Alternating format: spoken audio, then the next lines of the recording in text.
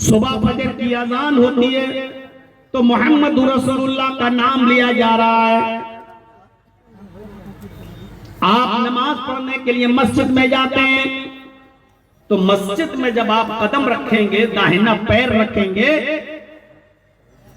तो उस वक्त भी आपको दुआ पढ़ना पड़ेगी और उस दुआ से पहले दरूद शरीफ पढ़ने का हुक्म है। अस्सलामु अला रसूलिल्लाह अल्लाहुम्मा फ़्तह ली अबवाब रहमतिका। अल्लाह के रसूल पर दरूद पढ़ने का हुक्म, नबी का नाम, अजान में नबी का नाम, अजान के बाद की दुआ में नबी का नाम, ला इलाहा इल्लल्लाह कहकर अजान खत्म हो गई। अब आप अजान के बाद जो दुआ पढ़ेंगे तो दुआ पढ़ने से पहले आपको दरूद शरीफ पढ़ना है। अल्लाहुम्मा सल्ली अला मुहम्मद अल्लाहुम्मा बारिक अला मुहम्मद। उसके बाद दुआ पढ़िए अल्लाहुम्मा रब्ब हाज़िहि दावति ताम्मा व सलातिल काइमा आति मुहम्मदनिल वसीला वल फजीला व बअसहु मकामम महमूद अल्लज़ी वअदता। ये दुआ हमें और आपको पढ़ना पड़ेगी। इस दुआ के अंदर मुहम्मदुर रसूलुल्लाह सल्लल्लाहु अलैहि वसल्लम का नाम है। मस्जिद से निकलेंगे, दरूद पढ़ेंगे, फिर दुआ पढ़ेंगे मस्जिद से बाहर निकलने की, नबी का नाम, नमाज पढ़ेंगे, अल्लाहु अकबर कहकर सीने पर नियत बांधेंगे, लेकिन सलाम फेरने से पहले आपको दरूद पढ़ना पड़ेगा। अल्लाहुम्मा सल्ली अला मुहम्मद अल्लाहुम्मा बारिक अला मुहम्मद। अत्तहियात के अंदर आपको सलाम भेजना पड़ेगा, अस्सलामु अलैका अय्युहन नबी व रहमतुल्लाहि व बरकातुहू अशहदु अन्ना मुहम्मदन अब्दुहु व रसूलुहु। आपको नबी अकरम का नाम लेना पड़ेगा। कितना नाम लिया जा रहा है मुहम्मदुर रसूलुल्लाह सल्लल्लाहु अलैहि वसल्लम का, आप अंदाजा नहीं लगा सकते।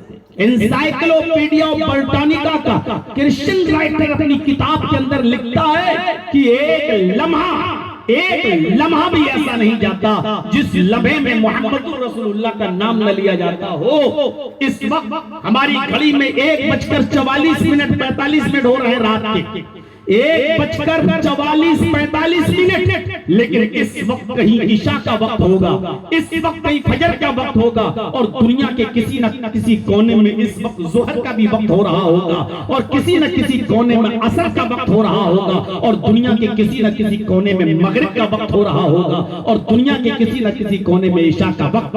अभी 1 मिनट के बाद फिर कहीं और टाइम हो रहा है, फिर 1 मिनट के बाद कहीं और टाइम हो रहा है। एनसाइक्लोपीडिया ऑफ ब्रिटानिका का क्रिश्चियन राइटर कहता है, लिखता है, एक लम्हा यानी 1 सेकंड भी ऐसा नहीं जाता कि उस सेकंड में मुहम्मदुर रसूलुल्लाह का नाम न लिया जाता हो। कौन कहता है अय मोहम्मद आपके इंतकाल के बाद आपका नामो निशान मिट जाएगा? कौन कहता है कि आपके इंतकाल के बाद दुनिया से आपका नामो निशान मिट जाएगा? जब तक मेरा नाम लिया जाता रहेगा आपका नाम भी लिया जाता रहेगा, जब तक नमाज पढ़ी जाती रहेगी, अल्लाहु अकबर कहकर लोग खड़े होंगे, मेरा नाम लेंगे, अल्हम्दुलिल्लाहि रब्बिल आलमीन अर्रहमानिर रहीम मालिकी यौमिद्दीन। कसम है मुझे अपने इज्जत व जलाल की, नमाज खत्म करने से पहले वो आप पर सलाम भी पढ़ेंगे, आप पर दरूद भी भेजेंगे, आपका नाम भी लेंगे। अजान जब तक होती रहेगी, अजान के बाद की दुआ में वो आपका नाम लेते रहेंगे। वुजू जब बनाएंगे बिस्मिल्लाह कहकर अल्लाह का नाम लेकर, तो वुजू के बाद की दुआ में वो आपका भी नाम लेंगे। अशहदु अल्ला इलाहा इल्लल्लाह व अशहदु अन्ना मुहम्मदन अब्दुहु व रसूलुहु। अशहदु अन्ना मुहम्मदन अब्दुहु व रसूलुहु, आपका भी नाम लेंगे। इसलिए ये काफिर जो कह रहे हैं कि मरने के बाद आपका नामो निशान मिट जाएगा, इनको कहने दो, आप परेशान मत होइए। बस आप नमाज पढ़ते रहिए और कुर्बानी देते रहिए, जैसे आप पहले नमाज पढ़ते थे और कुर्बानी करते थे। बस आप नमाज पढ़ते रहिए और कुर्बानी देते रहिए। फिर अल्लाह ने कहा इन्ना शानिअका हुवल अब्तर, आपका दुश्मन ही मकतूल नस्ल होगा, आपका दुश्मन ही बेनस्ल हो जाएगा, उसका ही नामो निशान मिट जाएगा। देख लो उन दुश्मनों का आज कोई नाम लेने वाला नहीं है जो नबी अकरम को बदनाम करते थे।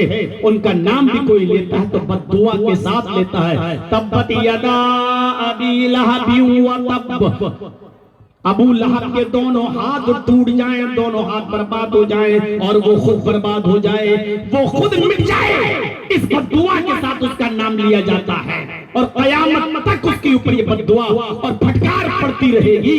तो अल्लाह ने कहा कि जो दुश्मन आपके ऐसा कह रहे हैं, आपके दुश्मन ही बेनामो निशान हो जाएंगे।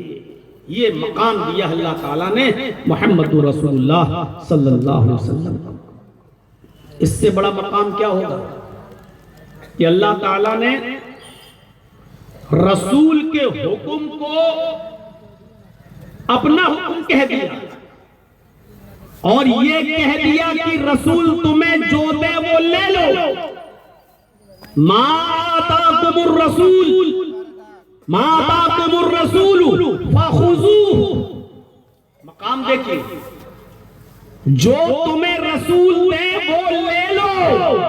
मुहम्मदुर रसूलुल्लाह तुम्हें कहता तो ये भी कह सकता था कि अल्लाह जो दे वो ले लो, लेकिन अल्लाह ने ये नहीं कहा, बल्कि अल्लाह ने कहा कि जो रसूल दे वो ले लो। वमा नहाकुम अन्हु फंतहु, और जिन कामों से रसूल रोके उससे रुक जाओ। इतना भरोसा, इतना एतबार किया है अल्लाह ने अपने नबी पर। जो तुम्हें मोहम्मद, जो तुम्हें नबी दें, जो तुम्हें पैगंबर दें वो ले लो। ये मकाम है मोहम्मद रसूलुल्लाह का। अल्लाह ने इतना एतबार किया है अपने नबी पर कि सारी दुनिया के मुसलमानों से को हुक्म दे दिया कि तुम्हें रसूल जो दे वो ले लो। जो भी दे, जो कुछ भी दे, मिन हैसुर रसूल दे, रसूल की हैसियत से जो दें। रसूल की दो हैसियतें हैं, एक मोहम्मद इब्ने अब्दुल्लाह की, एक मोहम्मदुर रसूलुल्लाह की। रसूल होने की हैसियत से जो दें वो ले लो। हाँ, इंसान होने की हैसियत से अगर कोई चीज देते हैं और तुम्हें वो नुकसान करती है, तुम्हारे फायदे की नहीं है, तो तुम उसे छोड़ भी सकते हो। लेकिन रसूल होने की हैसियत से जो दें वो लेना पड़ेगा, क्योंकि वो हुक्म होगा अल्लाह के रसूल का।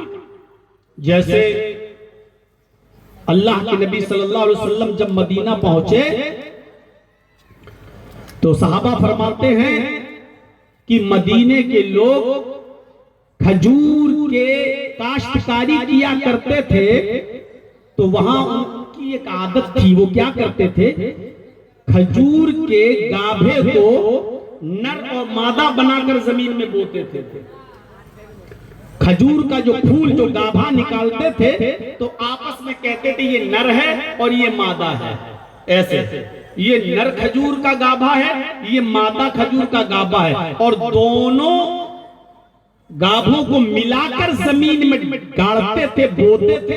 और उनका ये अकीदा था, उनका ये बिलीफ था, ये विश्वास था, ऐसा करने से खजूर ज्यादा पैदा होंगे। जैसे हम और आप कहते हैं मियां बीवी के मिलन से बच्चे पैदा होते हैं, ऐसे ही मदीने के लोग खजूर की काश्तकारी किया करते थे। तो वो ताबीर नख्ल जिसको कहते हैं, या अबरून नख्ल, वो खजूर के गाभे को नर और मादा बनाकर जमीन में बोते थे। तो अल्लाह के नबी ने उनको ऐसा करते हुए देखा, तो आपने कहा ये क्या करते हो, माज़ा कुन्ना, ये क्या करते हो तुम, नर और मादा। अरे गाभे में भी नर और मादा होता है क्या?